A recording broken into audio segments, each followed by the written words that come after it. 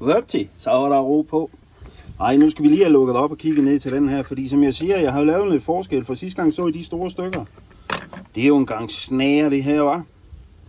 Men det jeg faktisk har gjort, det er, i stedet for de store stykker, som jeg havde, så nogle ligesom det her. Det tager jo fandme lang tid at få dem ned til sådan noget her.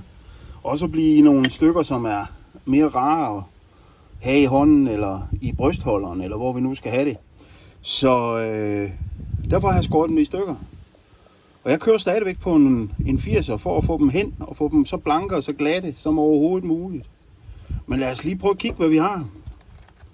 Fordi vi tager sgu lige og giver den en gang vand her fra toppen af. Ja, og der er vinduet. Rikke siger, at jeg skal gøre rent. Det skal jeg nok. Men her kan I se, det er sgu blevet til nogle pæne farver. Det er så den her åkande agat, har jeg fundet frem til indtil videre. Det jeg så har gjort, det er også, jeg har puttet lige nu lidt fyld i, for at få det til at spinde noget mere rundt. For ellers så stod det bare hoppet op og ned, og kunne ikke rigtig sådan dreje rundt. Det lader vi være med.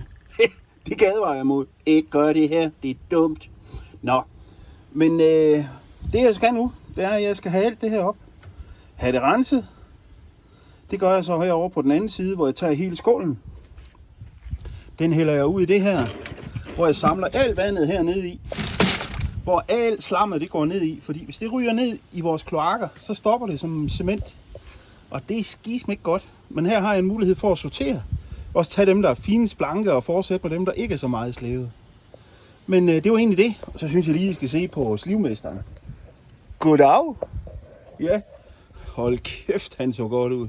Nå, kan I have en god dag derude, og så smider jeg lidt op igen lidt senere. Hejsa.